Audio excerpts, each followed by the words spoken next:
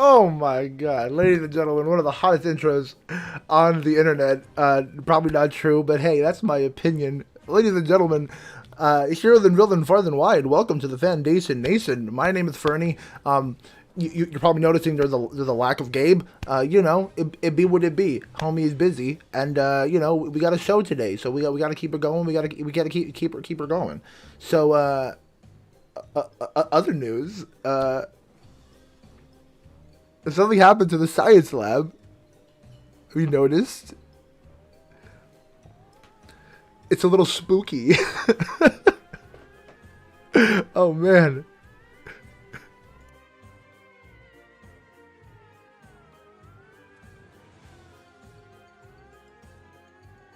Sorry, I just love that Halloween music. Can you guys hear the Halloween music?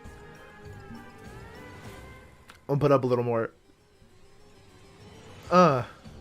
I hope I put the loop on it, because that would be awkward as hell if I didn't. Let's see. Oh, I didn't. Let's put that on right now. Alright, boom. Now we're fixing it. Hey, we roll with the streams out here, Fandation Nation. So, ladies and gentlemen, we have a lot to talk about today. A lot has happened since our last show. You know, Venom came out. The What If finale finally freaking dropped. And then, this isn't, like, in the title or anything, but I want to throw it in, like, right at the end. Because according to Variety, Variety has officially announced that Catherine Haas is getting her own like WandaVision spin-off show for what's her face, Agatha. It was Agatha all along and die. You know, apparently Agatha is getting her own spin-off show. So we'll talk about that later, what that could possibly be, and the possibility of the fun stuff of that, or if it'll be any good. I think it will. Spoiler alert. I just told you everything. But hold on, I kind of want to talk about the science lab, because this is fun, isn't it? Oh my god. Okay, so I didn't get the memo, science lab. You'd have told me we were dressing up in costumes today.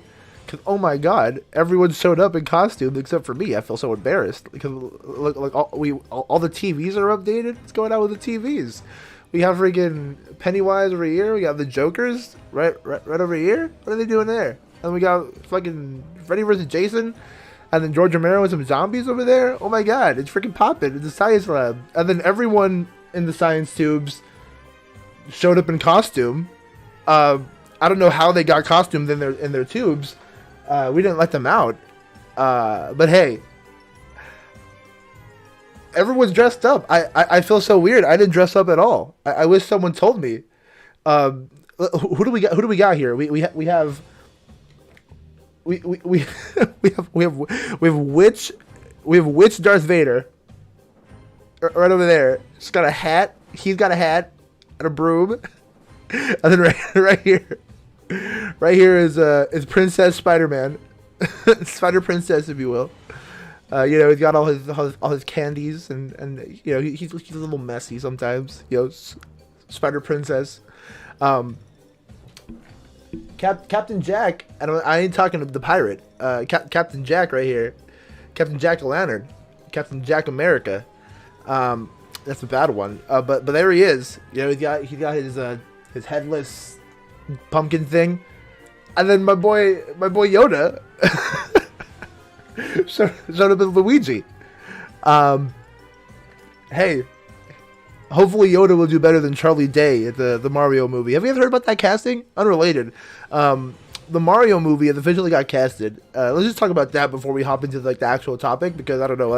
I made a whole video about that. If you're not following me and my Just Fernie channel, hold up. Do I have I got one right here. Hopefully it'll pop up with the green screen. I got my own trading cards. If you ain't following me at Just Fernie, I do videos over there sometimes, and I did a video on the Mario casting. Man, if you aren't aware about who this Mario casting is, We got Chris Pratt, you know, from Parks and Recs, Jurassic Park. I guess the Lego Movie he was in the Lego Movie. I guess whatever Chris Pratt is also in. Star Lord. I guess he is Star Lord. He's gonna be Mario. Don't know how you feel about that. Charlie Day from Parks and Recs, Horrible Bosses, not Parks and Recs, not fucking Always Sunny in Philadelphia. Horrible Bosses. He was in one of the Pacific Rims. He's gonna be Luigi.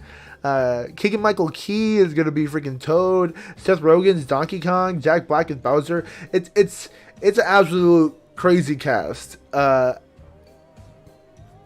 But honestly, I'm all for it. It's being made by Illumination, which is the people that made like the Despicable Me movies and the Minion movies and all those other like animated movies. So it's gonna be fine.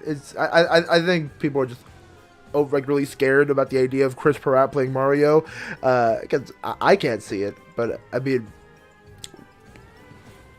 who cares? It's an animated movie. It's gonna make like $1 billion. Not a billion, but it's gonna make millions of dollars anyway, just for having Mario in the title and all these famous names. So it don't matter, and we're not gonna watch it anyway. At least I am. The last movie I saw in like theaters before like the pandemic and everything shut down was the Sonic movie. So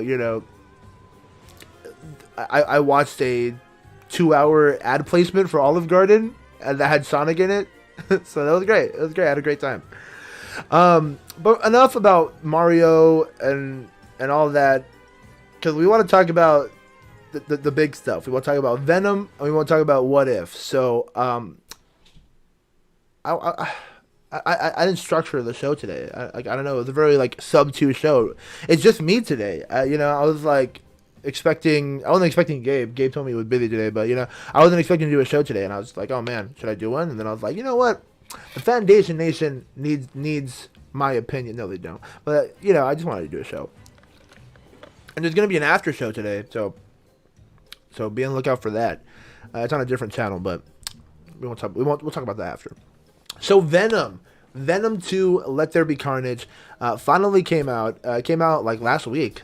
Super exciting. October 1st. From a crazy roller coaster of release dates, where it was supposed to be, from like, I'm pretty sure it was supposed to be released like months earlier from like now, and then then it got like delayed to next year, and then Shang-Chi made a bunch of money, and then they were all like, maybe we will release it, and they released it on October 1st, and they made a bunch of money, and now everyone's back, and the theaters are back, baby, right? So, what did I think of it? If I'm being honest, I think it's been a solid week. I think we're gonna talk spoilers. Let me get my spoiler tag up here. Let me see. I didn't even think about the spoiler tag. My apologies, guys. Look at me. I'm a fool. Or should we not do spoilers? Nah, we're gonna have to do spoilers at one point. So I will start with like no spoilers, like a non-spoiler review or whatever. But then I will 1,000% be getting in on some spoilers, because it be what it be. And it's been out for a week, and this is a spoilery kind of channel, because I want to talk about stuff, and I want to talk about things I don't like and I liked. So, before we get into the spoilery, let's get into the non-spoilery. So, Venom 2, Let There Be Carnage. I enjoyed it. If you watched Venom 1, it was a very buddy cop kind of relationship film between Eddie Brock and the Venom symbiote. It wasn't like really a serious, like kind of like crazy like movie. It was more like a comedy that had a lot of like dark comedic aspects with like a lot of like fucking crazy.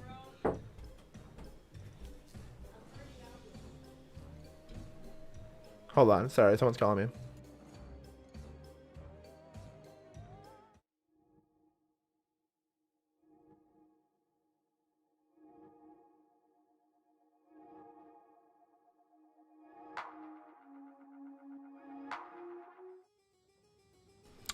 Family, am I right? So, where was I? Sorry, family coming in. It threw me on my Venom 2. So Venom 1 was really about like the symbiote relationship between Eddie Brock and Carnage. Well, technically, Venom 2 is about that. Venom 1 is the relationship between Eddie Brock and Venom.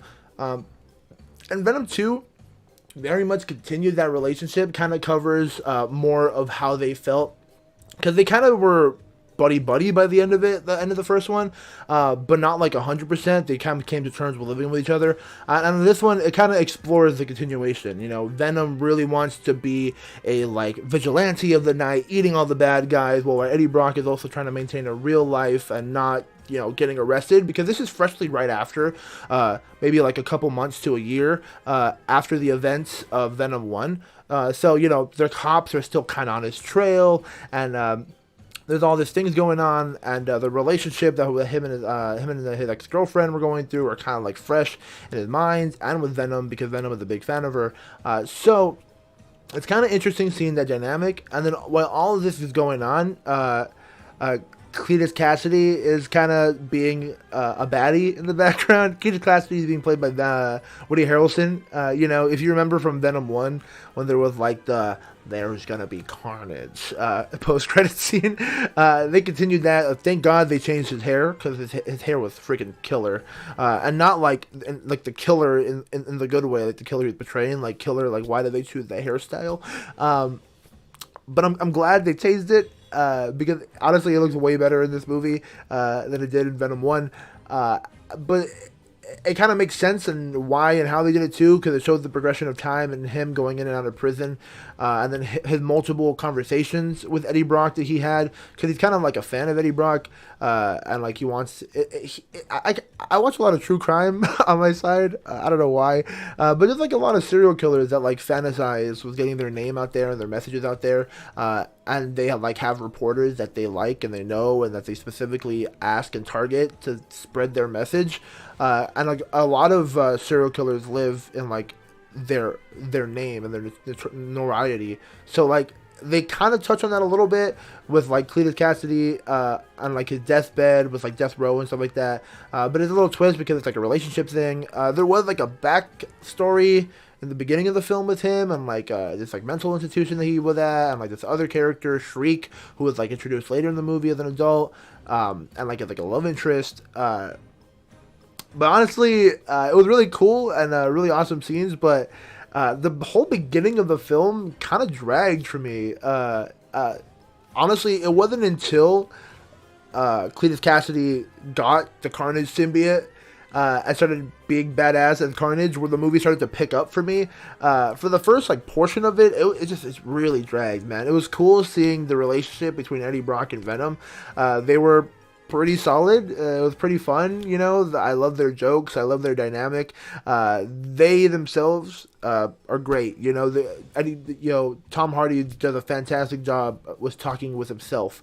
It's kind of like the actor, the voice actor from the Bad Batch. Homeboy literally like talking to himself with like 5 different characters. This is probably how Tom Hardy feels. He's just talking to himself, because I don't know if you guys knew this, but Venom is like voiced by Tom Hardy. What's up, Captain Pennsylvania? So I very much enjoyed that relationship between Venom and Tom Hardy's like Eddie Brock. It was very cool, but as I said, the beginning of the story kind of like thoroughly dragged for me, and I don't know, it kind of just felt slow and not super exciting until, you know, the Carnage symbiote started coming out and being badass and being super freaking dope. I don't know if you've seen Venom 2, Captain Pennsylvania, or what's your thoughts? Let me know. We'll talk about it. Well, I don't know. After like the Carnage symbiote started coming out, there was like this whole like dynamic in the film where like Venom is, I don't know, it was like a breakup scene in Uke Will, where Venom and Eddie Brock kind of just were like, we're having relationship issues. I'm going my separate ways. And it was like, fine, I just want to be a normal person and I want to get out of here. And Venom is like, well, fine, I want to eat more than just chickens. You know, it's like, it's funny, but I was like, man, I just kind of want to see Venom. You know, I kind of want to see them fucking shit up. And it's kind of funny in that whole scene where Venom was like kind of jumping from person to person and like just kind of like using their bodies and like killing them. That was kind of funny. I'm glad that didn't happen with Mrs. Chen. let's see. Cap says, "I've seen it. I thought it was just okay. The post-credit scene made the movie." And honestly, Cap summed it up 1,000%. Because that's exactly how I feel. The movie was thoroughly just okay. Honestly, the parts where they got really exciting was the whole fight between Carnage and Venom. The CGI was like fantastic. It looked really nice. Looked really pretty. It looked like super fancy. But we didn't get enough of it. There was like very little Carnage versus Venom. It was maybe like 10 minutes at maximum. It was more like Cletus versus Brock in a lot of sense, like than it was Venom versus Carnage. It was a cool dynamic introducing the Shriek character because she was like a Banshee type character with powers, so like it's kind of like a counter to all of that stuff. So it was kind of cool to see that, but I don't know. For the most part, I wish we got more Venom v Carnage, like, actually, because, I don't know, it seemed like that was, like, the whole thing that it was leading up to, and I wanted to see way more than that. A lot of films have, like, a tendency of doing that, where, like, they hype up this big-ass fight, and it's only, like, a couple minutes at the end. Like, I don't even want to bring this up for comparison, but Wonder Woman 84, they hyped up Cheetah the entire freaking movie, and then we got a Cheetah fight for, like, 3 minutes, and it was Cheetah, not looking her best, and Wonder Woman in a gold foil suit that didn't make that much sense. A lot of superhero movies have a tendency of doing that, and it kind of sucks that this one kind of went down that path, because I would love to see way more of Venom versus Carnage, because it would have been dope, man. As I said, it was a badass fight. I agree with you, Cap. It was a dope ass fight. But we didn't get enough, and I wanted way more. So, I'm just going to put this up at the last second, because if you're watching this in the VOD and you're pissed off at me, I'm sorry. It be what it be, but you're at a spoiler-based channel, so it's sorry. Towards the end of the film, there is like always this struggle between Carnage and Venom. How the hell are they going to fight? How the hell are they going to do it? Because Carnage is noticeably stronger than Venom. They were able to do it by separating them, and Venom was able to presumably chop the head off of Cletus Cassidy and eating him. Presumably killing Cletus Cassidy. And I don't know how I feel about that, man. I know technically Carnage isn't Cletus. Carnage is the symbiote. And Venom just reconsumed him. So theoretically, if they wanted to bring back Carnage, they could bring it back. But it wouldn't be Cletus, because in theory he's now headless. He should belong in this tube next to Captain America, the headless Captain America, not Captain Pennsylvania. You're not headless in here. It's Captain America. I don't know, man. My co-host Gabe has some similar remarks. We'll talk to him in a second, because he's sending in a hologram to the science lab, and we'll get to that real soon, because the hologram tech that we have here at the science lab is fantastic. So we'll get a hologram from Gabe in a second. But yeah, dude, I agree with you, Cap. I can't believe they killed him. Like, it's. I thought they would have dragged that on. Maybe take him to prison, take away the symbiote, maybe save him later for like anti-venom or something like that, or like a way bigger symbiote. But yeah, man, they went for it. Like, okay, so like I'm a film major, and like the number one thing you learn in film school is that like if they don't kill them on camera, they're technically not dead. And this one kind of like with a coy kill off camera, like, cause it is heavily implied that Venom bit his face off, but you technically didn't see it. But then again, I blame that to the probably the rating of the film, and not like it makes any sense. It makes too much sense, right? Man, I don't know, dude. I'm just look. I'm curious to see what they're gonna do, and then I'm also curious: is Shriek dead too? Because, like, again, if you don't see them die on screen, they're probably alive. And hey, I saw Coco, and in Coco, that bell landed on Homeboy, and he didn't survive. He died. But he died because he starved in there, not because the thing hit him. So is Shriek dead? That's what I want to know. Is Shriek dead or is Shriek alive? I want to say he bit something else, a watermelon. Oh man. So look, Shriek could be alive. Because if Shriek is alive, I don't know what that would do for the story. Probably nothing. But I mean, it'd be interesting having the character back. There are other female symbiotes. I know there's Scream, who has similar powers to Shriek, but she has like she has like the Banshee powers plus she could like make sharp weapons like Carnage. She's a mutant too. Yeah, I believe she's also a mutant, but I don't know with the MCU. You know how like everything with the mutants. Like I don't know if she's like genuinely a mutant or if she's like just a person with powers. You know, the MCU is kind of just all iffy up in arms with it. Ever since WandaVision and the whole like Quicksilver thing with Evan Peters, I'm still iffy about it. Like that's like our number one most viewed video on this channel. Like the whole like Evan Peters, who is he really? And like my whole theory about that was that like maybe he's in the witness protection and he actually is a mutant. But I don't know, man. The MCU has a lot to explain. The MCU has a lot of explaining to do, and if they just say like, hey, mutants are here because of the multiverse. I don't know, man. I don't know how I feel about that. Because, I mean, like, sure. It's just such an easy, like, escape, you know? Like I feel like that's something Kevin Feige wouldn't do. Like, make it such an easy, like, backup, you know? Like, oh, hey, mutants are here because of the multiverse. Or, like, oh, Doctor Strange combined two universes, and now the mutants are here. Like, I don't know. I hope that's not what it is. I hope there's, like, some crazy explainer. Like, the mutants have been here the whole time, and, like, Xavier did the thing where he made everyone forget that they're mutants or some shit. Like, that'd be crazy. I think she was born with them. Let me look it up. Like, born with who? Like, the people at the hospital? Or the people at the mental institution? Or, like, people from the X-Men? Hey, thanks, B. Grissom. Hey, it's spooky up in the science lab right now. You know, last week it was looking really clean. There was no spider webs, no bats. And now there's blood on the walls. You know, Freddy versus Jason are about to fight over there on the TV screen. Spider Princess is keeping the candy to himself.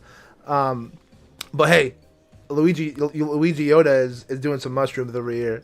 So, I don't know. It's wild up in the science lab. We got Freddy over here trying to steal some candy. But hey, dude. With powers. She's definitely a bona fide mutant. Oh, so yeah, she was born with powers. That's interesting. Man, I see. What is MCU going to do with explaining mutants? Like, I genuinely can't tell. Because, like, are they just going to be like, they're here? They've been here the whole time? Because, like, they've already announced that they're going to do the new project, The Mutants, right? Like, that's already been announced. It's going to be written by that guy who's already done stuff with mutant stuff. So, I just said stuff way too many times. But look, long story short, Venom 2 was really dope. It was an okay movie. I give it like a 7 out of 10 myself. But the thing that Cap actually said earlier that I agree with 1,000% was that the end credit scene made the movie. I was like, I saw it by myself, if I'm being honest. I like to watch the movie by myself because I really like to focus on the movie and like not talk to anyone and stuff like that because I just focus on the movie and like I eat popcorn and like nom, right? Like it is how it is. So I usually watch a lot of movies by myself. You know, I get like the seat that I want. I don't have to focus. I don't have to worry about like 5 people or 3 people or whatever. I just bloom. And I'm single, so I don't have to worry about like a relationship or whatever. Like if I was with someone, whatever, I'd adjust. But I usually go alone. So I went to watch Venom alone, and I was like, it's okay. I'm enjoying this. I thought some jokes were really funny. And then the theater that I was in wasn't really packed or anything. It was okay. It was like average, like it was average packed. It was like maybe like half at max. And there was like a couple of chuckles throughout the film, but you know, not like an outstanding MCU film where like you know, MCU films have their like their structure where it's like the MCU comedy and there's always like the preset laughs that everyone's always going to get through. I feel like this one had a lot less of those type of laughs because I feel like that movie was trying to do that with a lot of their comedies and a lot of their jokes with Venom and Tom Hardy. Eddie Brock. Why do I keep calling him Tom Hardy? I mean, that's his actor. Who cares? But I don't know, man. For me, I was just like, this is an okay movie. As I said, I wanted more Carnage and Venom. So like, if there was a lot more of that, I think it would have been a way better movie. So I give it a 7 out of 10. In my opinion, I give it a solid 7 out of 10. We'll talk about the post-credit scene right now in a second. But before we do that, oh wait, hold on. What does Cap say about X-Men? I'm an X-Men fan. I'm just finding this out, so I don't know. Yeah, man. Stuff with the MCU and the actual X-Men stuff is just really interesting. It's crazy to see what they're going to do with Shriek and if she's actually alive and what they're going to do with Eddie Brock in the MCU, because that's basically the entire post-credit scene, unless it's actually something else, which I kind of want to talk about a little bit. But before we do that, we have received a telecommunication hologram from Holo Gabe. So let me pull up this hologram. Because he wants to give his 2 cents on how he feels about the Venom about Venom 2, because he saw it this week too. All right, so let's go over to Holo Gabe and see what he has to say. Okay, guys. What's up, guys? Welcome to the Fandation Nation. My name is Holo Gabe. I just saw Venom 2, and it was pretty great. I give it a 7 out of 10. Woody as Carnage was perfect in my opinion. I don't think I really liked the Venom/Eddie story as much as Venom 1, but I definitely was looking forward to more of the Carnage stuff. I wish they did a little more with Carnage too. Venom vs. Carnage was really good, but if Carnage really is dead though, I'm kind of disappointed. Also, I'm calling it now, Venom is the 6th member of the Sinister Six for No Way Home. Damn. Holo Gabe, calling stuff. What is he doing out here? What is he doing out here calling stuff? He's calling stuff for No Way Home? Hey, we learned last time we can't do that. We got in trouble. We got in trouble when we got stuff really wrong for WandaVision. Hey, the hologram is nuts out here. Holo Gabe, we have fancy technology out here in the Fandation Nation. Hopefully we could get his voice fixed, because it was a little muffled. I don't know if you guys noticed, but until then, Holo Gabe will be giving us updates whenever he's not here. But I thoroughly agree. 7 out of 10. I agree with you there, Holo Gabe. But yeah, I kind of do agree with a lot of stuff that he does say. I feel like we're going to talk about this next time he's actually on the show and we have the time to actually talk about it. But yeah, Woody Harrelson I thought was great as Woody Harrelson was great as Woody Harrelson. He did a fantastic job. Now, Woody Harrelson was great as Carnage and as Cletus Cassidy. He did a really creepy job. And yeah, if he really is dead, I am disappointed, but I don't know, man. He's calling it now that Venom is the 6th member of the Sinister Six for No Way Home, and why would he think that? Because the post-credit scene of Venom 2, if you haven't seen it already, this has been up for a little bit, but I'm just gonna flash it again. Spoiler alert: the post-credit scene of Venom 2, it's actually very interesting. It's Venom on a vacation in a random ass beach or whatever, living his best life. You do you, Eddie and Venom. I wish that were me right now, if I'm being honest, but hey, you do you. And they were living their best life. They were on the bed, TV. They were having this crazy conversation about discovering themselves and the whole symbiote and thing like that. And then they kind of introduced the idea of the symbiote and the hive mind and stuff like that, and maybe potentially teasing Null. You guys are Denim Nerds, Nerd Ventures as well. You know what Josh has been saying about the potential of Null and the hive mind and all that stuff. That on its own is freaking crazy. And then something big had happened. Everything started to glitch and the light started to go through the window and everything turned differently. He was in the same location, but the exact room changed, and he was very confused. Then the TV goes off and we see a newscast that looks like J. Jonah Jameson, the original one, the one that was introduced in the MCU, but being played by J.K. Simmons, the original J. Jonah Jameson. And it isn't the exact same moment from Far From Home. It's a little different. It's a different scene, but it's still explaining him being... Hold on. It's still explaining him being Peter Parker and Spider-Man and everything. And Venom sees Spider-Man Well, presumably for the first time, but the idea if Venom has seen Spider-Man for the first time is up for question because of the whole hive mind and the multiverse and everything. So it's possible, but Eddie Brock definitely hasn't seen Spider-Man at all, and that's his first time doing it. And it raises the question: what happened? And hey, a lot of things are possible. A lot of things are possible. A lot of things could potentially happen, right? Like,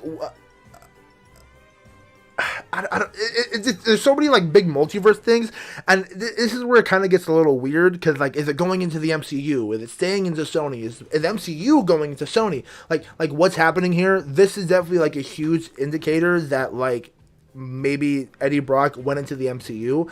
And you ask yourself why? Like, why did that happen? And for me, there's two possibilities, right? There's either the moment, this is the exact moment where Doctor Strange and Peter Parker are trying to erase the memory of Peter Parker through the No Way Home trailer that we've seen. Peter Parker owes Venom money and he's just remembering. Dude, hey, multiverse and the symbiote hive mind memory is possible, dog. Venom's here to collect. But hey, it's completely possible that Doctor Strange during the whole spell thing and Peter messing it up pulled Venom into No Way Home. Does this mean that Eddie Brock will be in No Way Home? I don't think so. So Gabe, your theory that he's going to be the sixth member of the Sinister Six, I'm sorry, I don't think that's going to be the case. I think if he is going to be introduced, I think it's going to be maybe a post-credit scene out of No Way Home, or at the very end of No Way Home, like before the end credits. But I don't know. I don't think he's going to be like a big thing. I think what if... we will talk about what if, but this what if, I'm talking about Spider-Man. What if this doesn't have to do with No Way Home? Besides, the only thing it has to do with No Way Home is the whole him getting put into the MCU to the point of where he has to talk about like Tom Holland. But what if this is just a bigger tease for Spider-Verse 2? Spider-Verse 1 has multiple times has gone on interviews saying that they really wanted a live action segment in the live action Spider-Verse 1. And a lot of the animation styles of the stuff transforming in his room is the exact same pixelation animation style from Into the Spider-Verse 1. It's a very minor detail, but it's very similar, and it's the same color scheme. The only similarity that actually has with like the whole Doctor Strange thing is like the beam going to the window, but everything else, the transformation of the furniture and everything else, is major Spider-Verse vibes. And I don't know, man. I think a lot of people aren't thinking of it as a Spider-Verse thing. And I don't know why. Like, it's a stretch. It's a huge stretch, right? But hey, what if it is? Oh, hold on. We got theories. I love theories. I have a theory that he met Peter Parker before his connection to Eddie. Oh, you mean like... Well, which version of Peter Parker? Like Tom Holland's Peter Parker, or like a different... Because the whole thing about like symbiotes and like the hive mind is that everything, they're connected through multiverses and different timelines and everything. So Venom technically has the memories of like way different like Venom, or way different multiverses and different symbiotes and different stuff like that. So it's 100% possible that he has... Oh, wait, so you're saying Andrew Garfield? Oh, wait, no. Cap thinking Garfield. I was thinking this will be split the Spideys. Holland is the MCU and Garfield is the Sony. Okay, so we actually talked about this in our last stream. Me and Gabe had like a huge, like not like, it was like a debate. I wasn't gonna call it an argument. I think it's like a huge debate, thinking about what's gonna happen, because I'm convinced, right, that I'm not convinced. I'm scared. Let me back up the claim. I'm not convinced. I'm scared that they're gonna reboot the Spider-Verse, or the MCU Spider-Verse, and like not scared in a negative way, because they'd probably do a good job, because the whole idea that if they did reboot it, they reboot it and keep Miles, and I really want to see Miles. Miles is one of my freaking favorite characters, but I don't know. I don't think I don't think that's a big move. And little Tom Holland wants to be Spider-Man for like ever. I don't know if they do that, because like the idea was that Tom Holland would go to the Sonyverse and like do movies over there with the Sonyverse to like hype up the Sonyverse. You know, the Madam Web, the Venoms, the Morbius, all that jazz, and then the Silk, and then come back later. And then in the meantime, MCU has Miles. That was like the whole topic of like last stream. And Gabe thinks what Gabe wants is that. So what he thinks is he thinks that Toby's gonna die. He thinks Toby's gonna die. He thinks Tom Holland's gonna remain in the MCU, and Garfield will be in the Sonyverse, and then he'll introduce Miles there, and then Miles will be like the new Sonyverse Spider-Man with Andrew Garfield, kind of being like the mentor. And unfortunately, Tobey Maguire's Spider-Man will die in the process of No Way Home. Yada yada yada, and then that will kind of tee it into the Spider-Verse and all that stuff. But I don't know, man. Let's see.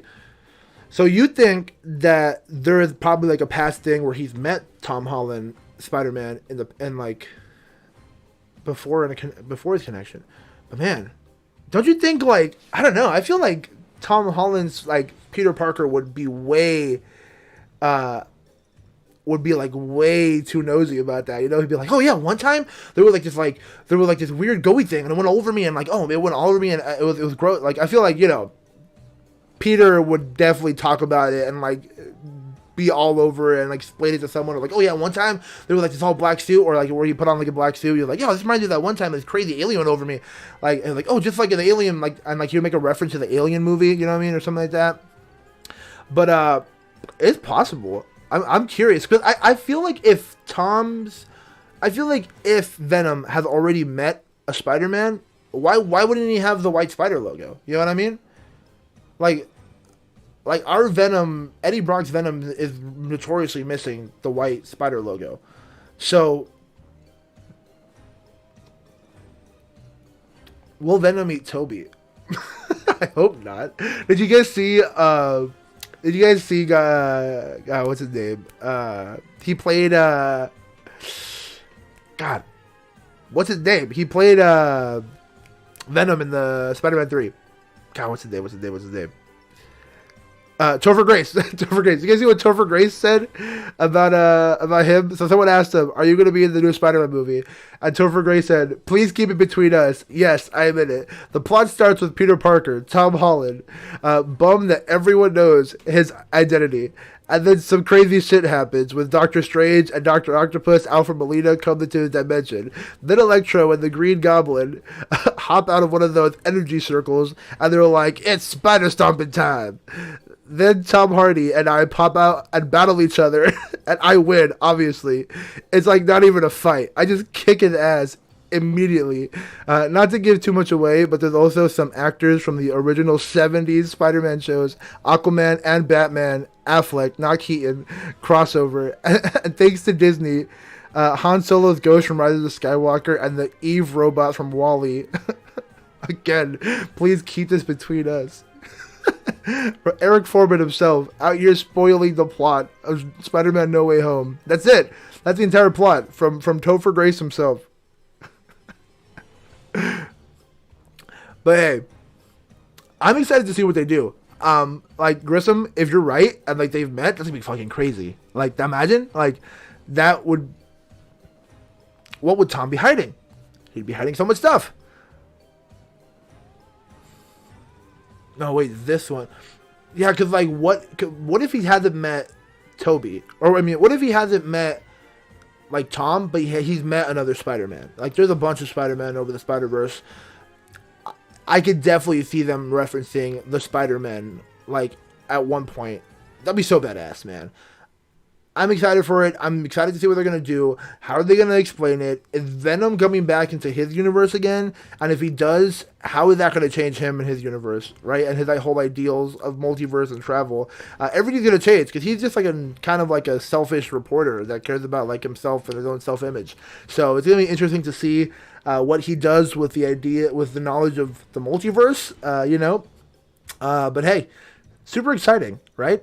So we're going to move on from Venom 2, and we're going to talk about What If. So if you haven't seen What If, before we talk about the actual finale, we're probably going to talk a little bit about the actual season itself, because the entire season is now finally over, leading up to the finale. And in my opinion, I enjoyed the show. I definitely enjoyed the show. Before we get there, B. Grissom says Venom 1 gives me the impression that he was meeting all kinds of people before he connected to Eddie.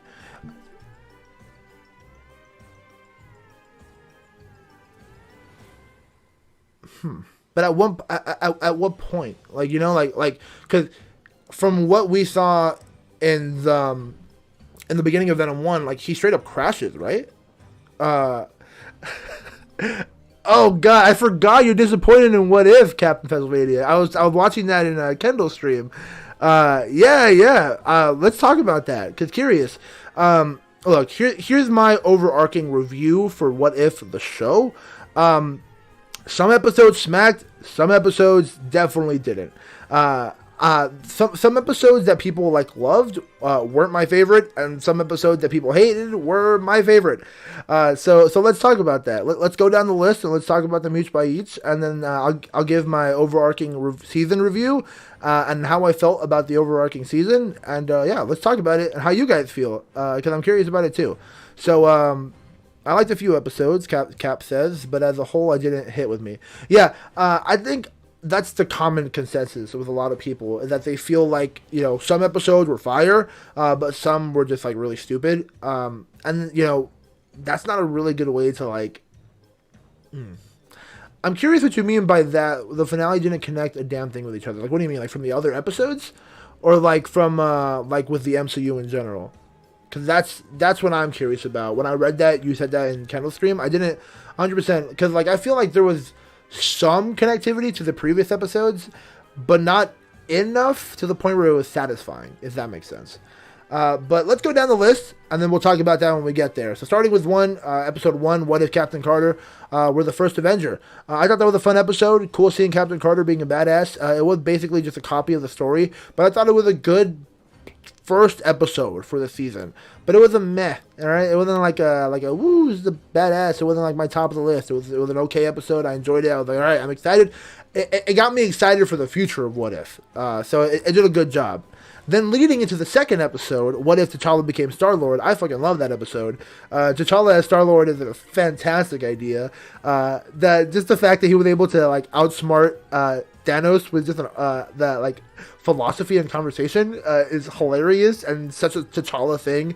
And God, I hate this show for that. Every time they brought freaking my boy T'Challa, fucking Chadwick Boseman, onto the screen, they've made him say the most saddest things of his life, and they made me cry like literally every episode. So, and that's the thing, like, they didn't know he had cancer, like, right? Like, no one knew. Like, he kept it secret. So, like, how the hell, with all this stuff about death, God, I don't know, it's too much. But badass episode. Episode 3, what if the world lost the mightiest of heroes? Like, the world, its mightiest heroes. So basically the whole plot is what if Hank Pym killed all the Avengers. I fucking love this episode. A lot of people did not like this episode. I thought it was such a very good episode. This is a huge what if, because it brings the idea of bringing a man over the brink of sanity to do like the craziest things ever. And it really shows how overpowered I was about to say Ant-Man, but technically he is Ant-Man. Hank Pym, or Ant-Man is in general. This episode answers the meme. What if Ant-Man went up Thanos' butt and expanded? He'd kill him. Dog, Ant-Man is freaking broken. He could kill all the Avengers, no problem, before they even noticed. And I thought this episode was great. I thought the way they explained it was great. And, you know, for those of you that do know, I work at Avengers Campus at Disneyland, and I work at Pym's Test Kitchen. So I work for the man. So it's crazy to know that my boss is freaking insane, or had the potential to be freaking insane. Episode 3 was my fave at that point. Yeah, no, I agree. Episode 3 was awesome, and a lot of people didn't like that. A lot of people were like, "Oh, how would Hank Pym be evil?" But nah, man, I'm all for that. Now this is the controversial opinion that I have, that a lot of people probably won't agree with. What if Doctor Strange lost his heart? I thought it was a good episode. Wasn't my favorite, if I'm being honest. A lot of people put that to the top of the list, and I thought for the most part, the first half of the episode was okay. You know what I mean? I thought for a while it was like just it kind of just felt like a repetitive thing of back and forth of the first Doctor Strange. Like, a lot of people gave hate to the episode 1 for being a direct ripoff of Captain America 1. Well, for the first half of the episode was a direct ripoff of Doctor Strange. And then there was a lot of character things that I didn't really 100% love. It just felt like stuff that wasn't 100% to Doctor Strange's character. Like, for me, I just felt like the relationship wasn't well enough established in like the actual like movie to like warrant this kind of episode, because I feel like their first kiss was like halfway through Doctor Strange 1, so it didn't really make sense to me that they were like honing really in that this is like a big thing for him. And I don't understand why that was a fixed point in time when she didn't die in the main MCU universe, and that's not a fixed point in time. So, but I digress. Once he started becoming evil and sucking up the bad guys and transforming into an octopus man, dragon dude, that was badass as hell, and I loved the episode from that point on. So like the episode started off with a meh, and then skyrocketed to the oh yeah. But yeah, I mean, Grissom said it like it is. It's a lot of people's number ones, and I agree. Oh, what's up, Molly? This episode had me playing detective. A lot of that's just MCU people in general. People are playing detective, so yeah, it be what it be. But then we go to my next one of my favorite episodes, the zombie episode. I fucking love that episode. I'm a huge zombie fan. Fun fact, I'll be doing another stream after this stream. I'll be over on my other channel, the Scheme Team. It's a gaming channel with me and my friends. I'll be doing a zombies live stream. I'll be playing Call of Duty Zombies. Their new map came out, so I'll be doing that right after this. So hang out if you guys want to. But What If Zombies, though, was badass. I felt like it hit a lot of tropes of, like, the zombie movies from, like, the classics, of, like, the whole group dynamic and, like, people sacrificing each other and people making selfish decisions and people making dumb decisions. And at the same time, having, like, that fun dynamic with Spider-Man and, like, the whole him being the optimism to keep this, like, dark world alive.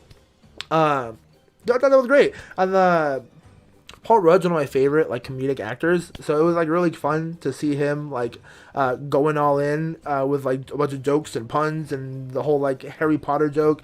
You disliked it, Cap. Interesting. What did you dislike about the zombies episode? Was it just, like, the story arc? Was it the whole zombie Thanos thing? Because I didn't love the zombie Thanos arc at the end, but I mean, whatever. I felt like it's a storyline that we weren't going to come back to, so I was like, it's not a big deal. All these universes are going to shit anyway, so it's like, whatever. Like let zombie Thanos fuck shit up. What's he going to do with the Infinity Stone? Just go brrr and, like, snap half the zombie, turn everyone to zombies? Like,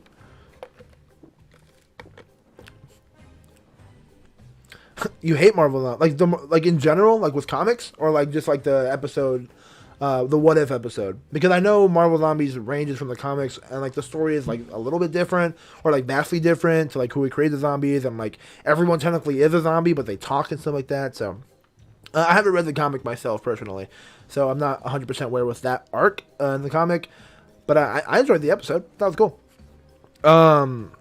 So let's keep on going. Episode 6. What if Killmonger rescued Tony Stark? I thought this episode was cool. Again, wasn't my favorite. I felt like this episode was very much just like, again, it felt like a tribute to Chadwick Boseman, even though they didn't know he was going to die, which is like, is that crazy? Like, this whole episode felt like a tribute, like, even though they killed him in this episode, which is kind of weird. But, like, you know, the part where it's like the mom, like, for T'Challa and everything, like, man, it was emotional. I'm going to be honest. But at the same time, like, it was super cool. I loved Michael B. Jordan. Michael B. Jordan's as Killmonger is so good. And, like, any situation, it was cool seeing him take advantage of everybody, dude. He is so smart. Like, I remember that interview where he was saying that, like, there was an interview, like, right after Infinity War where he was like, I'm pretty sure I could beat Thanos. Like, me as Killmonger, I could do it. Like, maybe he can. You know what I mean? Maybe he can. Because honestly, he just takes advantage of everyone. I could see him like somehow smart talking Thanos out of the Infinity Stones. Like we saw what happened with the finale. So it's like, man, it was really cool. The fucking fight scene in Wakanda was badass. Them using everything that they did in like everything was fucking sick. The whole dynamic with Tony Stark, following the meme of killing Tony Stark in every episode he's in, was cool. Awesome to see. But yeah, man, really cool episode.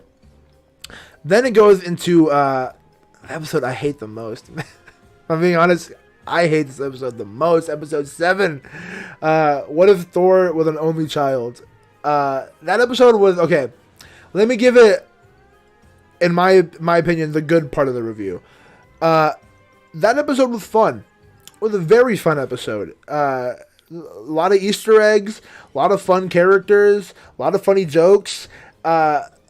But that's all it was. It was just fun. It was very boring. They made Thor seem like a fucking idiot. And I know that that's what they've been doing, this trope they've been doing with Thor for a while now. But man, he just felt so stupid. They turned Jane Foster into like a baddie eye, a baddie eye goo girl for Thor, even though she's like a smart fucking independent scientist.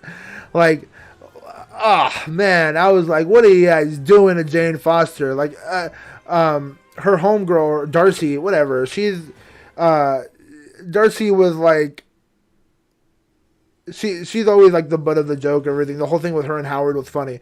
Party Thor was funny to you? As I said, it was a fun episode. There was funny jokes. There was funny, but like as an episode, I was so bored, dude. I was just like, man, this thing has got to end, or it's got to have something exciting happen, and it did. Luckily it did, because like it was like a Venom 2 for me. It was like a okay. It was like like this thing got to go, and then the end of the episode happened, and I was like, okay, I'm in it. Like the whole thing with Vision and like the Ultrons coming through, like that last like 3 seconds of the episode got me excited for the next episode. But like the whole like episode itself, I was like, all right, okay. He's in Vegas. He's getting married. So is Darcy. Okay.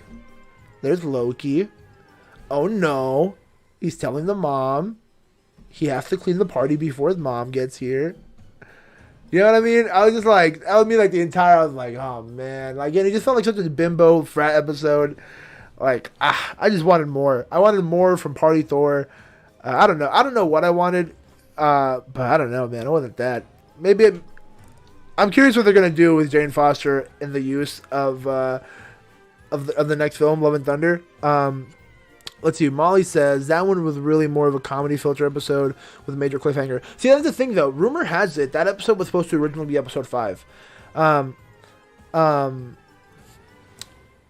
Episode, according to like heavy spoilers and like a lot of people on Twitter, that was supposed to be the original episode 5, and episode 5, the zombies episode, was supposed to be episode 7. But the reason why they moved episode 5 and 7 was because of the tease for the Vision thing. They didn't want it to be that far in the middle of the season, so they moved it to 7 so that it was more coherent with the episode 8, which is What If Ultron Won.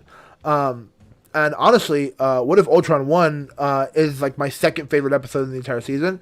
It's fucking badass. It's such a cool story. It's such a cool idea. Like the whole apocalypse. It kind of just felt like Terminator in the MCU, which is really cool.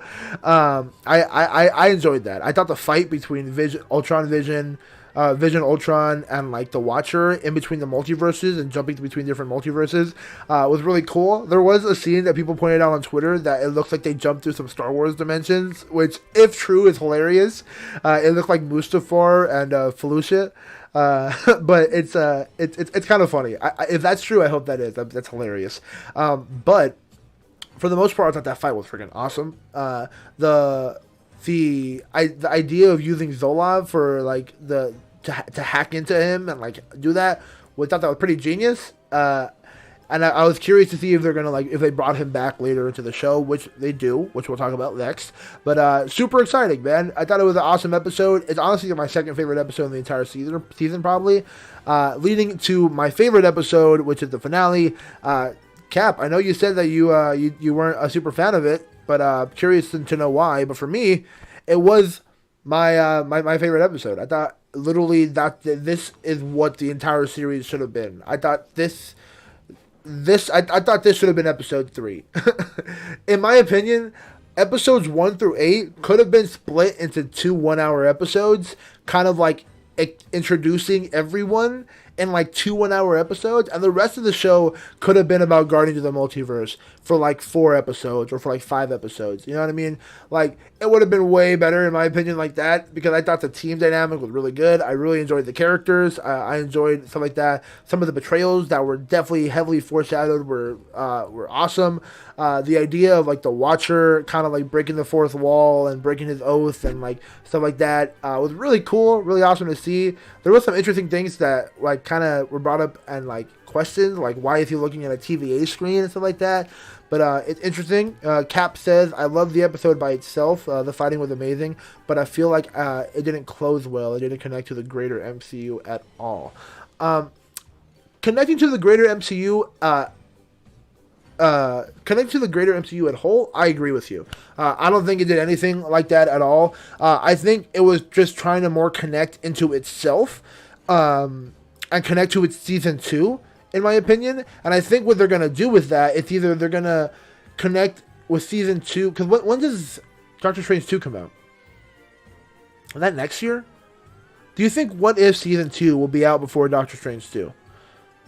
Because if What If season 2 comes out before Doctor Strange 2, then What If season 2 is going to lead into Doctor Strange 2. I'm calling that right now.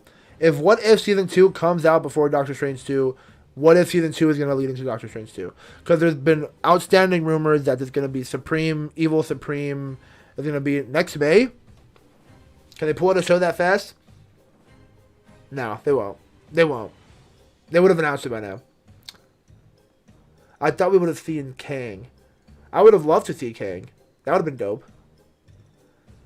But I don't know. No, they're gonna save Kang for Ant-Man. That's gonna be like their next big thing. That's gonna be the next time we see Kang. I'm pretty sure. Huh.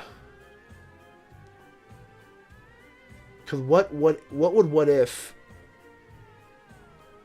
Yeah, I think it's just teeing up season 2. Or they're going to announce some, like, spin-off show, like Guardians of the Multiverse or something. And that's going to be, like, its new thing. Because, you know, there's rumors that Supreme Strange and, like, Shimo Gorath are going to be in that. So, okay, hold on. Cap, hear me out. What if, and I ain't talking about the show. What if, in Doctor Strange 2, they're going through different versions of the multiverse, right? They're going, you know, our version of Doctor Strange is going through different versions, and he stumbled across the Pocket Universe with Supreme Strange, and he's like, "Hey, what's going on in here? Well, who the hell are you?" And he's gonna be all like, "Well, I'm you," and he's gonna be holding like the spear. He's like, "What do you got there? What's that?" And he's like, "Oh, you know, just the end of the multiverse in my hand." Like, you want it or something like that. And then it's gonna be like maybe Supreme Strange. It's gonna be a quick scene, or it's gonna be like him trying to take advantage of it. Because there are, I guess, I don't know how solid these rumors are coming from like these. I feel like there's like now new spoiler people coming out of nowhere that I haven't really heard of. So like I don't really know how solid their leaks are. But according to them, they're saying that there's gonna be like different versions of Strange and different multiverses and stuff like that. So I don't know. Then I'd be satisfied, but I would, but I hate it if it would take that long. Yeah, man, I don't know. Cause literally the only thing I could see, or what if like Shima Gorath, right, finds our Doctor Strange, and he's like, "Hey, buddy, you're the homie that chopped off my tentacle and consumed me without my consent.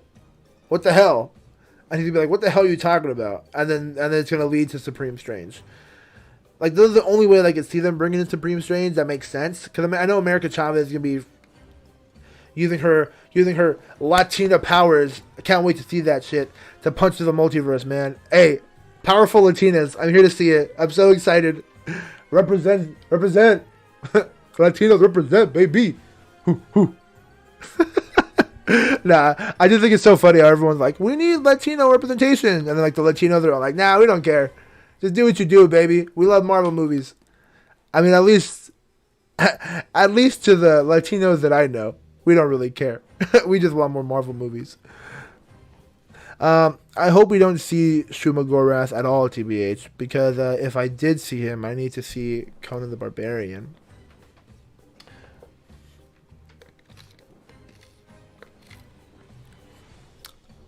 I mean, it seems from everything that's going on right now, Shuma's going to be in it. But man, who knows? There's so many possibilities. So many things. Doug, I wouldn't be surprised if Marvel somehow confirms that The Matrix is part of the MCU. Keanu Reeves is Ghost Rider as Neo in the MCU. Confirmed. But yeah, What If was great. I thought as a series itself, I give it like a 6 out of 10, in my opinion. I enjoyed watching it. I enjoyed watching it, but for the most part, it's just not every episode hit for me. Some episodes like just were like, some episodes were badass, but there wasn't enough like badass episodes to make me want to be all like, yeah, season 2, let's go, baby. Like if they just like ended What If right now, cool, it was fun. Hopefully we see some of those characters in live action, right? Obviously, it's going to continue with What If Season 2 because we had a post-credit scene that obviously teased that Steve Rogers is alive in Captain Carter's universe, but do we want that? Do we want Scrawny Steve again? And is Scrawny Steve going to be or is he going to be like the new Winter Soldier, right? Doubt it, but be interesting to see. I don't know. What did you guys think? It seems like Cap, you don't get me started on that scene, the post credit scene. Yeah. Okay. According to Cap, we don't want to see it. We don't want to see it. I mean, I don't know. I give it a 6 out of 10 overarching for the entire season. Let me know what you guys think. I thought it was okay. And now, final topic before we hop out of here. According to this just broke, news just broke recently. Let me see if I can pull up the article if I still have it. Oh no, where'd it go? Where'd it go? Yes, there it is. Okay. So news broke this morning. And honestly, I haven't seen anybody cover it. Like I haven't seen like Denim Nerds. I haven't seen like heavy spoilers is like a bigger thing. But like I haven't seen them cover it. I haven't seen any of the live streaming people that I follow, like the Main Gang, the Kendall, Normies to Nerds, and anyone. I haven't seen anyone cover this. So if you guys have seen other people cover this, let me know, because maybe I need to follow more people.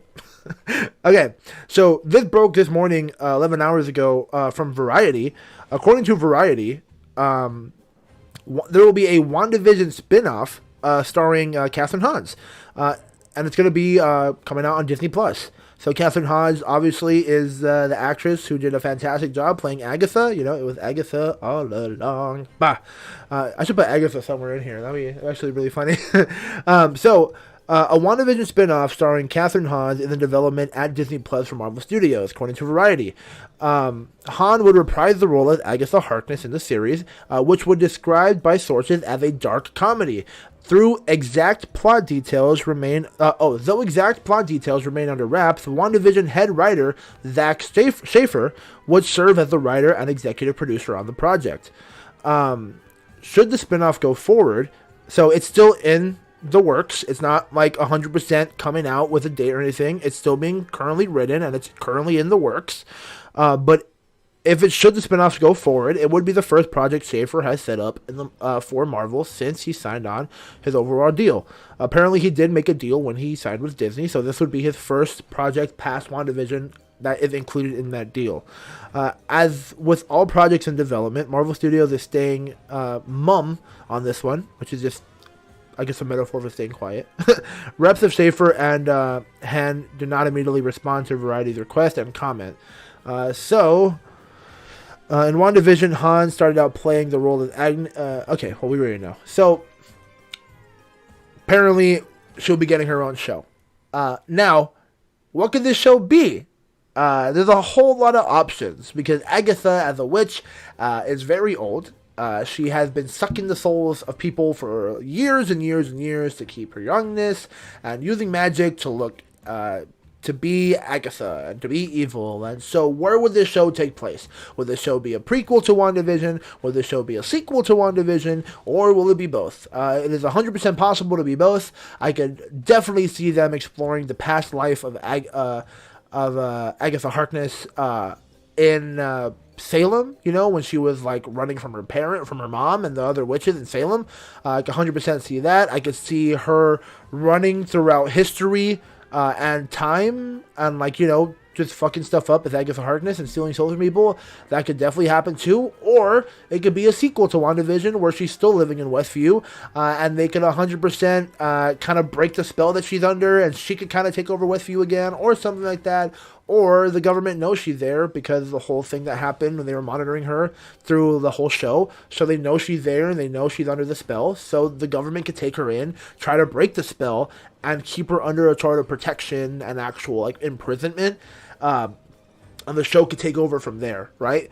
And maybe, who knows, maybe, I hate to say it, but maybe Ralph Bohner comes back, right? And Ralph Bohner is a bigger part in this show than he was in WandaVision. And maybe Jimmy Woo comes back. And maybe Darcy comes back. And maybe White Vision comes back. Who knows? But definitely, I think for sure Agatha is coming back, because that's the whole show. Will it be in Westview? Maybe. Will it be a prequel? Maybe. Will it be a sequel? Most likely. What do you guys think? I agree with you, Cap. I'm pretty excited about that. I thought Kathryn Hahn's performance as Agatha was one of the best things in WandaVision. And look, I've said this before on the show, on and off the show. I felt like we went too hard on WandaVision when it aired. I thoroughly enjoyed WandaVision. I just didn't like the finale. But that's okay. You know, everyone had entitled to their opinion, and people felt differently about it. I just thought the finale was kind of lackluster, but as the show in general, I kind of really enjoyed it. You know, it was the only show of recent times that kept me like drawn in week to week and had like theories. Literally, it's the entire reason Future Fandation existed, because we made theories off of it, and our number one video on this channel is a theory about WandaVision. So maybe a little biased, but I am excited to see this show continue.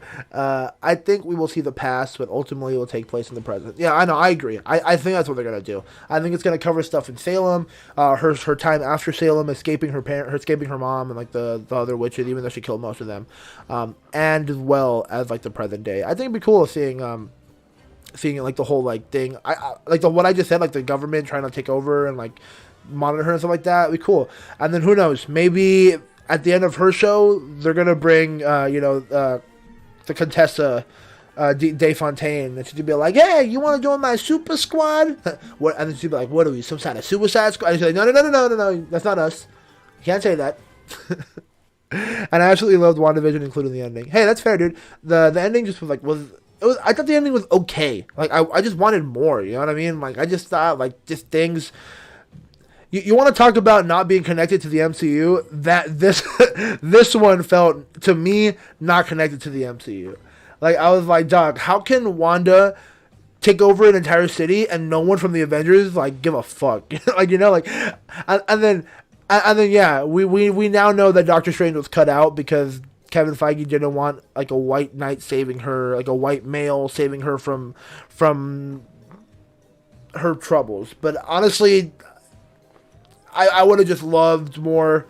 I would have just loved more MCU involvement in that show. You know, especially with how involved the government was. Like, how the hell were none of the Avengers aware of this? And then after the event, there was no consequence. Like, I mean, You know what I mean, Cap. Like, not like the Avengers per se, but like superheroes, Doctor Strange and stuff like that. Because this was after the blip. Like, people were doing jobs. You know, Falcon. We know that Falcon was doing jobs for the government once he came back. And we know Winter Soldier was out there doing like just therapy and shit like that when he came back. And we know that like, yeah. See, that's where it probably just lies down to that. Everyone had their own issues, but. I mean, the big thing that just gets me pissed off is that, like, you know, Doctor Strange is the sorcerer grande burrito supreme, right? Like, it's his whole job to, like, he told Tony in Infinity War, it's his whole job to protect our reality, douchebag. You know, he was like, what's your job? Protect your reality, douchebag. You're like, that was his whole thing. Like, and reality was being broken. You know what I mean? So it's like, it's kind of like reading a solo comic. Okay. That I agree. That's the aspect to where I do agree. Where it was like it very much felt like you were reading a solo comic, and to have them busy so that they don't. Yeah. I agree. Molly says, but then how do you explain her at the very end doing all the Doctor Strange with the textbook? Well, that's just her studying the Darkhold. So the Darkhold is a magical book, just like any other magical book that would exist. And she's a sorcerer as well. You know what I mean? Like, she has magical powers. In the show, they theorized that she was like stronger, or in the book it said that she is stronger than the Sorcerer Supreme. So she, in theory, could do more shit than Doctor Strange does. Her powers are based off the Reality Stone, or not the Space Stone. So she's a powerful Mama Jamma. And I mean, Doctor Strange looked done in the Spider-Man trailers.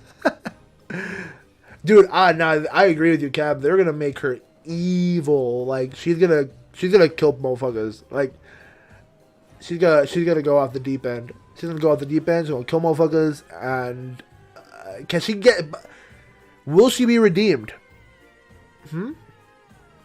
Can she be redeemed? That's the real question. And will the Wanda from here on out be our Wanda? You know what I mean? With the idea of multiverse, what if this Wanda? What if our Wanda has gone too far? She's gone way too overboard, and she can't be saved. She's too evil.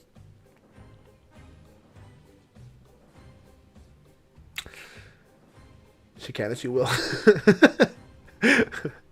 She can and she will, dude. Hey, man, I'm curious. I'm 100% curious to see what they're gonna do and how evil she's gonna be. Because there's, like, theories that she's going to be fighting, like, people from the Illuminati and killing motherfuckers from other dimensions and taking over bodies. It's going to be invasion of the Wanda Snatchers, and it's going to be crazy. I mean, dude, is Doctor Strange Multiverse of Madness going to somehow end up being the craziest MCU film of all time? It's possible. Okay, look. At this point, she is. Oh, you're right. She is a Nexus being. All Wandas are the same. In theory. No, well, that's what Nexus beings are. 100%. You're right. Huh. Yeah. So she's the same in every multiverse. She definitely will, and I'm all in for evil Mama Wanda. Hey, man, evil Mama Wanda, sign me up. Put that on a t-shirt. Oh, man. Definitely going to be the craziest. Okay, Cap. Give me your 2 cents on this. What's going to be a crazier movie? Doctor Strange and the Multiverse of Madness? Or Ant-Man and the Wasp Quantumania featuring Kang? I'm not even going to say Spider-Man No Way Home, because I feel like that's a natural given. That movie's going to be fucking crazy. So the fight is between Doctor Strange Multiverse of Madness and Ant-Man and the Wasp Quantumania featuring Kang. What movie is going to be crazier? Because they said that Ant-Man and the Wasp Quantumania is going to be like freaking Star Wars, dude. What can that mean, dude? And then whatever was teased in Loki with Kang, something's coming, dude. But I agree. I do think Multiverse of Madness is going to be crazier. The only reason why I think maybe Quantumania could be a little crazier because that movie comes out after this movie. And this movie is like breaching the door of multiverse and possibility, while Quantumania is going to be past that point, so they could literally do whatever the fuck they want. And the quantum realm is literally just as crazy or crazier than the idea of the multiverse. They're basically in tune with each other, but the quantum realm is like the bridge between a lot of multiverses and idea of multiverses and time and space and relative dimensions. It's crazy. So Cap says, I think we will see a lot of Fox X-Men, other Fox Marvel characters in that one. True. Dude, I'm calling it right now. If Ant-Man and Wasp Quantumania confirms my theory for Big Hero 6, I'm freaking out. If you haven't seen it, Cap, it's on the channel. I did a video explaining how the characters from Big Hero 6, the animated movie, could come into live action using Ant-Man the Wasp Quantumania and the Quantum Realm. And oh man, if that actually happens, I don't think it will, but if it actually happens, that'd be fucking crazy. I just hope they kill off the Fox X-Men. Yeah. Well, because the rumors is, some of the rumors for Doctor Strange is that she is gonna fight some of the X-Men, but I don't know if they're the Fox X-Men. You know what I mean? Like, I think they're just gonna say like, oh, it's an X-Men from a different dimension that looks like the X-Men from the Fox X-Men. You know what I mean? Like how they did with Evan Peters, Pietro. Like, I just think they're gonna do that again. But who knows? I agree with you. I kind of just want them to kill off the Fox X-Men. But which versions? You know, there's two timelines of two different X-Men. So let's just kill them all. Kill them all off and then start from the beginning. But then I raise the question again, how are we going to introduce them? How are we going to introduce the MCU X-Men to make it make sense? That's the hard thing, ladies and gentlemen. Let's ask Hollow Gabe. Hollow Gabe, how you think? I don't know, Fernie. That one seems kind of hard. You should definitely ask Kevin Feige. He seems like he knows what he's doing. Thank you, Hollow Gabe. Thank you for your 2 cents. I appreciate that. Yo, what would I do without you, Hollow Gabe? You're just as real as the real Gabe sometimes. Oh man, I don't even want those characters involved with that name. Dude, I know. I agree. But it's gonna be interesting, man. The future is bright for the MCU, brighter than this light. But it's looking good, man. You know, I work at Disney. I work at Avengers Campus. So, like, a lot of the stuff that I see going on over there, it's really cool. And it's really interesting to see what Disney's trying to do with the MCU. And, like, Disney really is trying to, like, make the MCU feel real. Especially with, like, the immersion going on with, like, Avengers Campus and everything. So, it's kind of interesting. And it's kind of exciting at the same time. Like, it's cool walking around my work and just seeing, like, Shang-Chi and Captain America and Loki just, like, walking around, like, hey, what's up, bruh? And I'm like, hey, dog. Like, you know, like, it's cool. And, like, it's interesting that it feels, like, just natural. I'm still hurting from going to see Fox X-Men at the movies. Oh, no. I remember seeing the classic, like some of like the ones with like the older ones, like with Hugh Jackman and stuff like that. I remember seeing those in theaters when I was younger, and I thought like, well, I mean that was, you know, I was a kid that didn't really know much about plot and story, so I was just like, these movies are fucking badass, and like a lot of them were for the most part, but they weren't like solid films. You know what I mean? Hey Cap, it's fun working. But at the end of the day, it's work. You know what I mean? At the end of the day, it's still a job. And I'm working at, like, the craziest restaurant in the land. So it's like, it's busy, like, half the time. But for the most part, it's fun. It's a cool dynamic. Those are the ones in speaking of shit hurt. Yeah, man. I'm still going to get my Scotty Summers. Dude, hopefully they do him justice. And hopefully they give my boy Channing Tatum a chance at Gambit.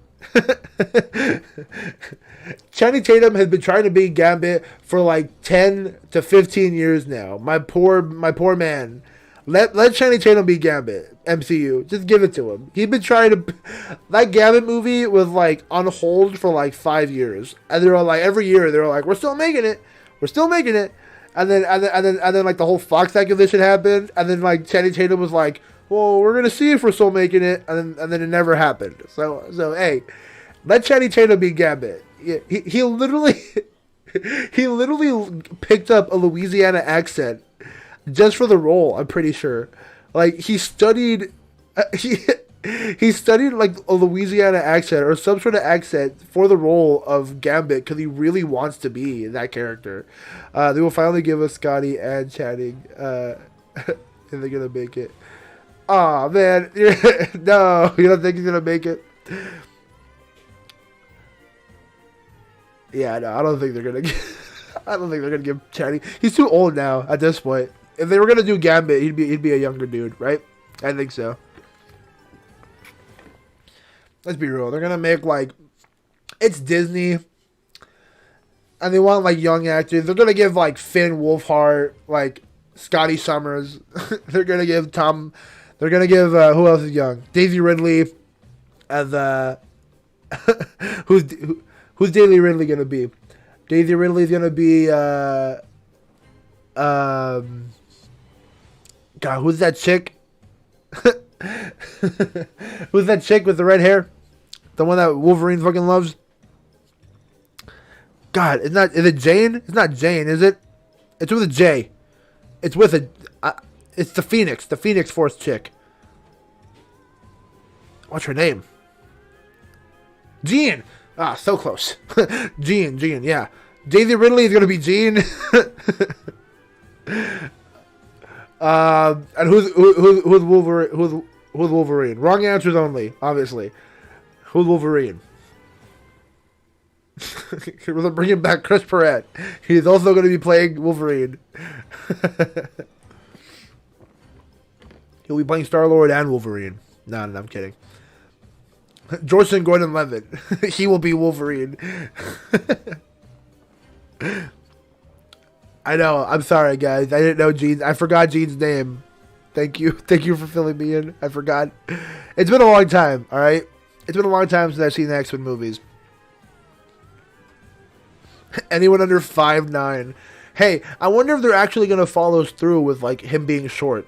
I know that's something they never followed through, especially because they got Hugh Jackman to play him, like the freaking stud of all time. But who knows, man? It'll be interesting. I'm excited to see it. The Mutants coming in like 2 years or 3. I won't have another Wolvie taller than Storm. Who is Storm playing? Who's playing Storm? Wrong answers only. Who's playing Storm?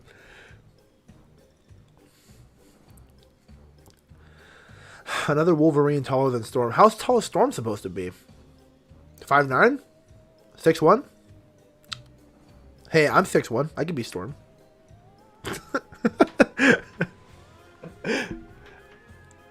Bring back. Nah, no, we can't bring back anyone because they're too old now. Halle Berry. Bring back Halle Berry. Halle Berry. Halle Berry. See, I'm about to say she's way too old now. Like all of them are like way too old. Anyone not named Halle Berry? Who's playing Catwoman? Who's playing Catwoman in the Batman? Like who's the new Catwoman? She should play the new Storm. Wolverine is 5'3". Ah.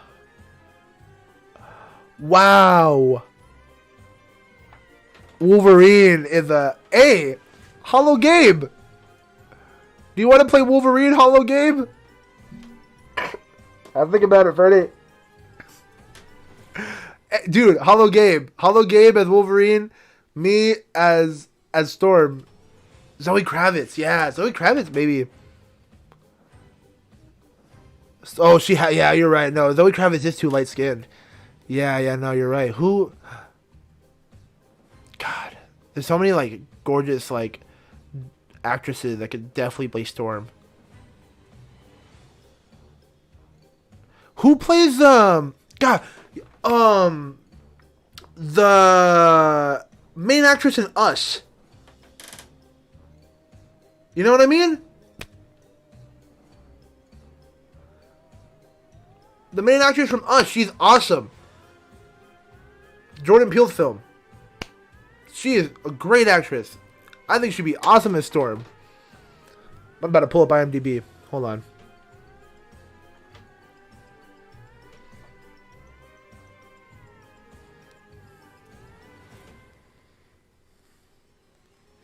Oh, is she already in Black Panther?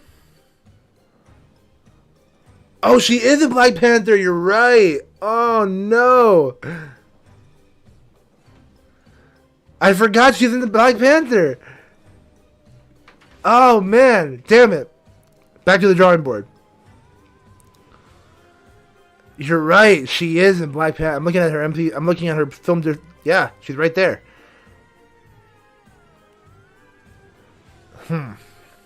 Who would be the perfect Storm? I'm sure if I go on like Google right now and look up top 5 actors to play Storm, there's gonna be like a million freaking names. But yeah, no, she would be perfect for Storm, dude. Oh my god, they could double cast. Why not? Double cast. Hell yeah. Nah. There's so many great actresses that can do the role still that deserve chances. Like, you know, so many actresses. I'll get back to you. You know what, Cap? Next stream, I'll have my own fan cast for the X-Men. All right, just for you, and it'll be accurate to height, to visuals, to everything. You know, Wolverine. I'm casting Danny DeVito. I'm saying that. I'm kidding. I don't do well in fan casting, but I trust the MC. Yeah, that's where I'm at, dude. Like, I'm not the best at fan casting. Me, I just go, huh. Like for example, the Mario casting. I would never guess that in 50 million years. But I'll do it. I'll do it for this one. I'll tell Gabe too. If Gabe watches the VOD on this one, and if he doesn't, I'll send him a, hey, hello, Gabe. Yeah, no, I'm listening. I'll definitely look into it. I love Hollow Gabe. Thank you, Hollow Gabe. Yeah, no, we'll try to get some fan casting going. That'd be fun. Fan casting for next episode.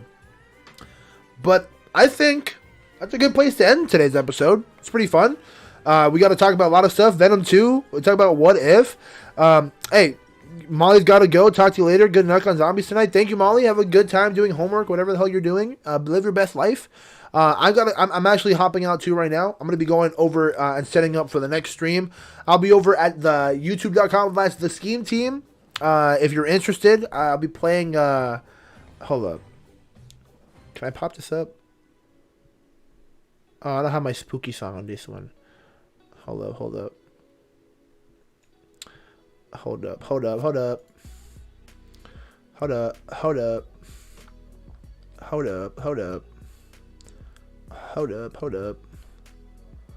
I will have some fun, dog. That new map on zombies is gonna be sick. I'm super excited. But in the meantime, if you guys were interested in checking that out later, or checking out the channel in general, oh no, I support these guys, but this isn't my channel. Oh no, music is playing that I don't want music to play in. All right, I'll be over here. Once I get that, I'll be over here at the Scheme Team. God, this is awkward. What a awkward place to put my thing. There it is, the Scheme Team.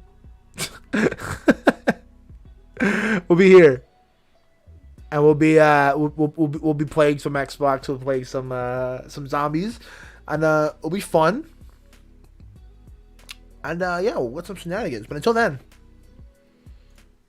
thank you guys so much for watching. Thank you guys for hanging out. Captain Pennsylvania, it was fun having a conversation with you. B. Grissom, you were here for a little bit. Thank you so much for hanging out. Molly, you were here. Thank you so much for hanging out. And anyone that checks it out in the VOD, I appreciate you. Hey, Hollow Gabe, anything you want to say before we get out of here? yeah, thank you so much for watching. I appreciate it.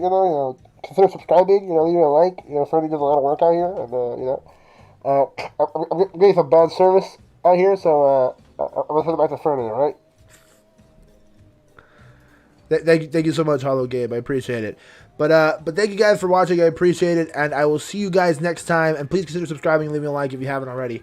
And we're gonna do the intro, and I'll see you guys next time. Peace out, guys.